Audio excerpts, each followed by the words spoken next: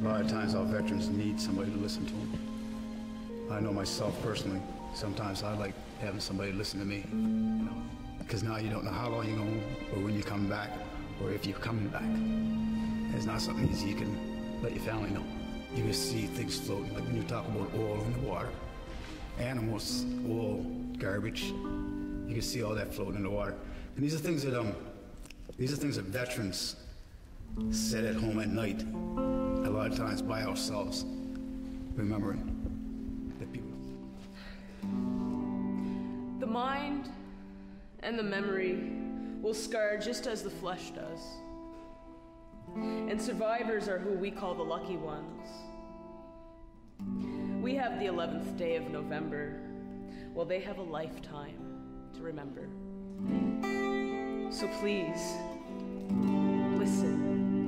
Head veterans Debbie Eisen, Ojibwe Batwena First Nation, 36 years of service.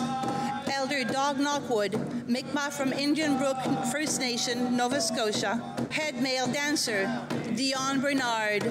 Head female dancer Kendra Bernard. Youth from across PEI and Nova Scotia are carrying photos of those veterans from World War I, World War II, the Korean War, the war in Afghanistan to present, who proudly serve this country, Turtle Island, known to most of you as Canada. Good evening, ladies and gentlemen. What a thrill it is to be here this evening, and it's so wonderful to see this great theater full of people. J'ai croisé des ennuis, j'ai croisé des ennemis, des sens interdits et des compromis. Je poursuis ma route malgré les hivers, peu m'importe les doutes qui viendront me faire la guerre. Whoa, whoa, whoa. This poem is for unsung heroes. Black and brown soldiers forgotten line by line where poppies are sold, and row by row in Flanders field where poppies grow as if their blood doesn't equally soak its petals.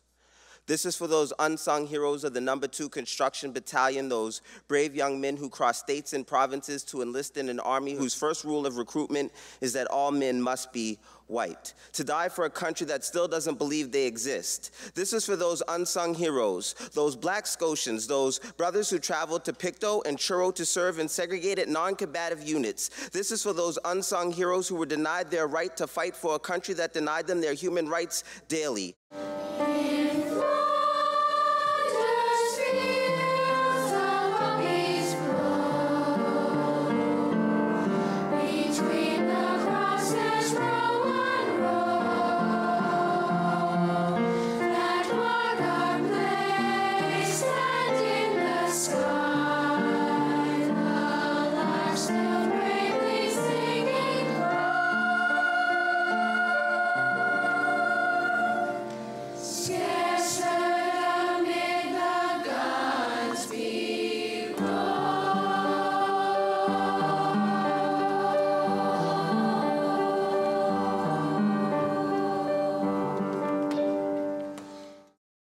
My father, Charlie, wouldn't talk much about his father.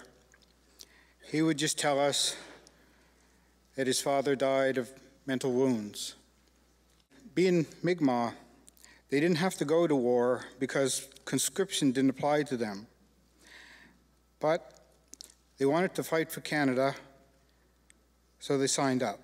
My grandfather was underage, so they had to lie about his age so he could go with his brothers. I also found that when my grandfather came back from the war, because he had one leg missing, he couldn't work.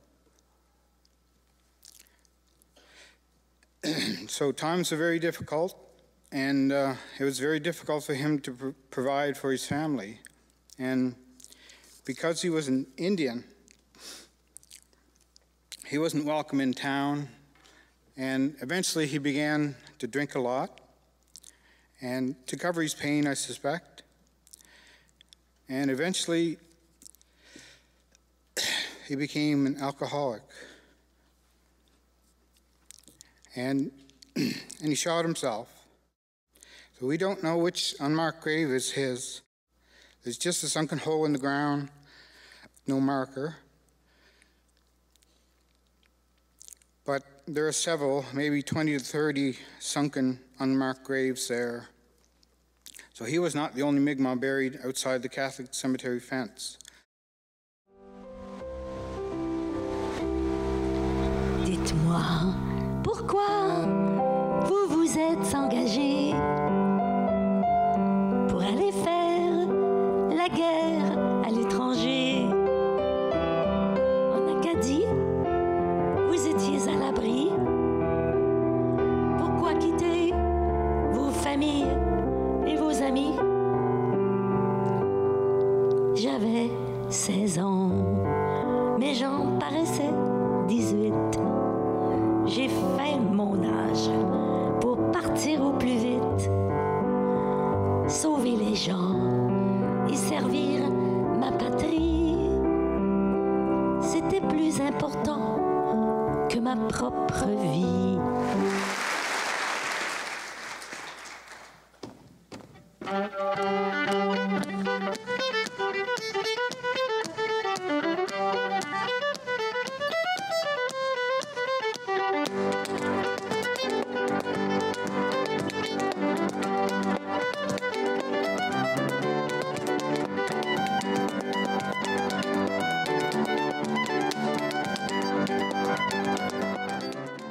Here, Gander became much more than a mascot.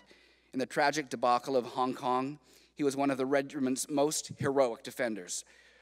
On a Hong Kong beach, Gander threw Japanese invaders into disarray when he assaulted them, barking and biting. Another time, he thwarted an advancing Japanese patrol near a small encampment of wounded soldiers. The battle for Hong Kong was brief, one-sided, and deadly. While Canadian contingents were overwhelmed, Gander seemed unable to accept defeat. During one assault, when Canadian forces could not raise their heads to the hail of fire, Gander watched a Japanese grenade soar into their position. He grabbed it in his teeth and ran off.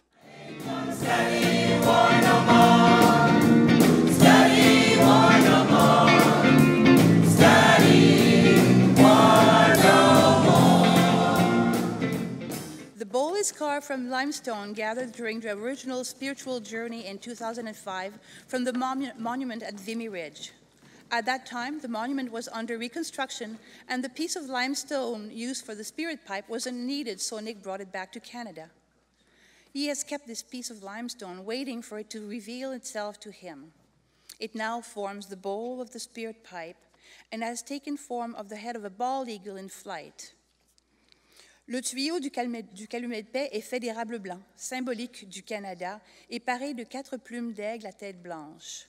The 4 bald eagle tall feathers hang like a fan and represent the medicine wheel and the spirits of the 4 brothers of creation, and they are connected to the pipe by 7 beads symbolizing the 7 fires.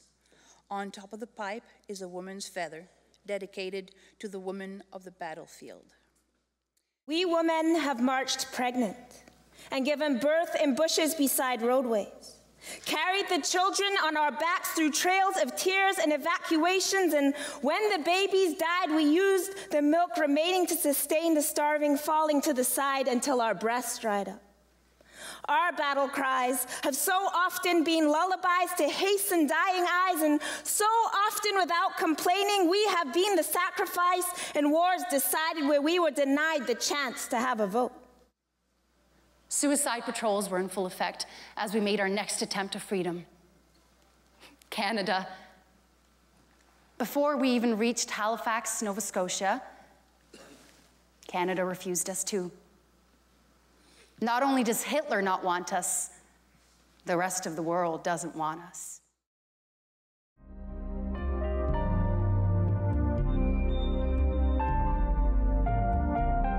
And a lot of people want to intentionally forget it because it was so harrowing. Because like I tell the kids, if you don't remember anything what I told you today, as long as you remember these 2 or 4 little words, war is hell.